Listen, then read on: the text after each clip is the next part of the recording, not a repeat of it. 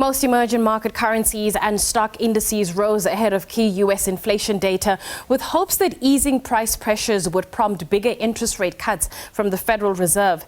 Yesterday's data showed U.S. producer prices rose less than expected in July, lifting hopes that consumer price data, which is due at 2:30 South African time, would also show moderating price pressures.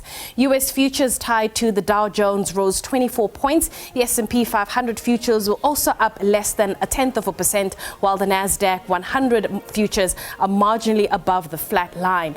All three major averages are now above the August 2nd closing level, which was the session before the global market sell-off, which took place on August 5th.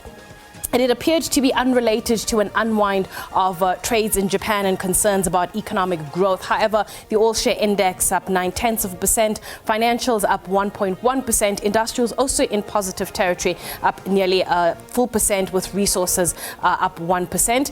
The rand is trading at 18.07 against the dollar, 19.91 to the euro, and 23.22 rand to the pound.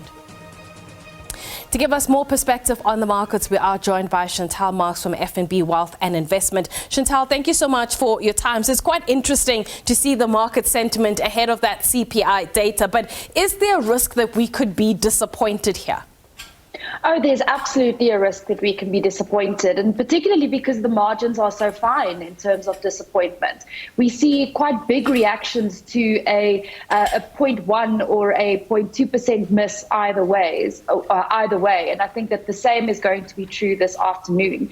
At the moment, the market is looking for about 3% for core CPI, headline CPI, and 3.2% for core CPI, but 3.1 or 3.3 on the core can have a huge impact.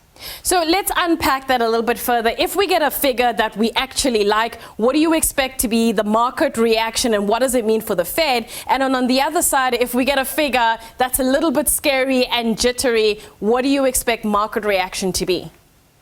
So I think if the figure is slightly lower or perhaps in line with expectations, then that will embolden the Fed to cut rates, and we should see a positive market reaction, as well as some dollar weakness that in turn results in rand strength. The opposite, I think, will be true if CPI comes in hotter than expected, and we might even see an outsized reaction there.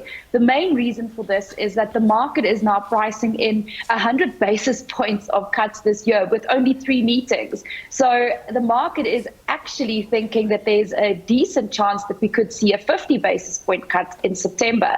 And if inflation is higher than expected, that fully takes the 50 basis points off the table. And I think it could even put into question whether the Fed will cut at all at the September meeting.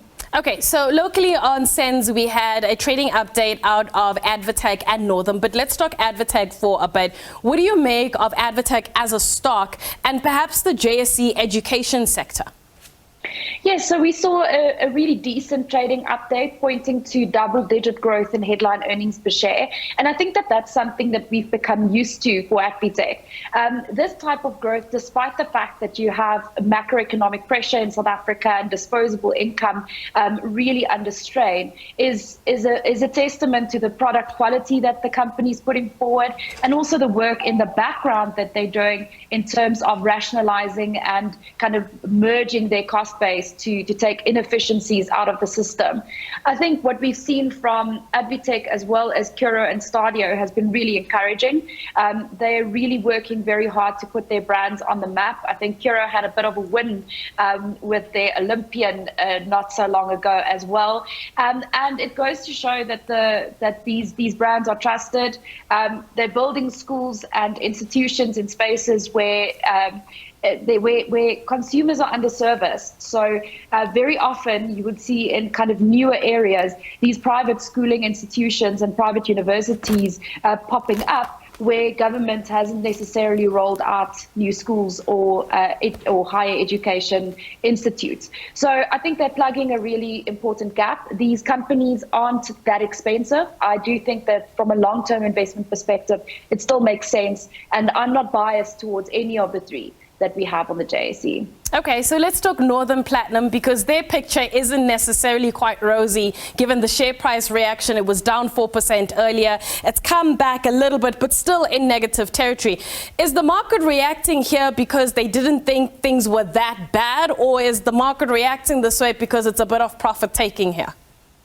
So I think the market has overreacted a little bit to the initial print. I mean, if you look at the guidance that they've provided, consensus is within that range, but the midpoint of the guidance that they provided could be perceived as disappointing relative to consensus expectations.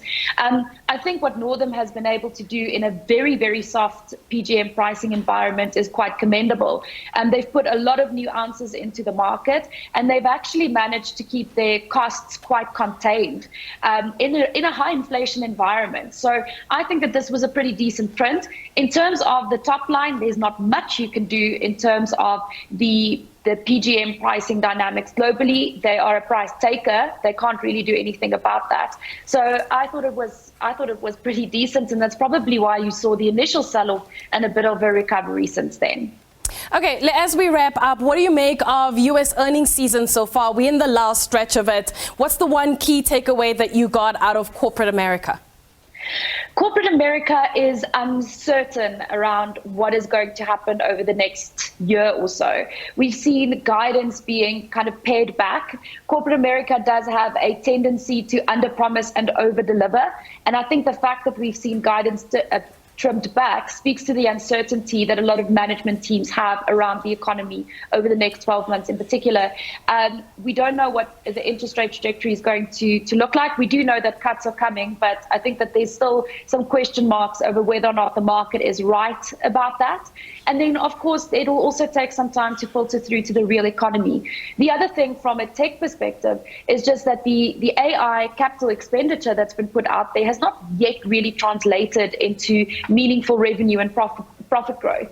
Perhaps a little bit early on that, but maybe the market was a little bit optimistic. And that's also why we saw management guidance turn a little bit more sour there.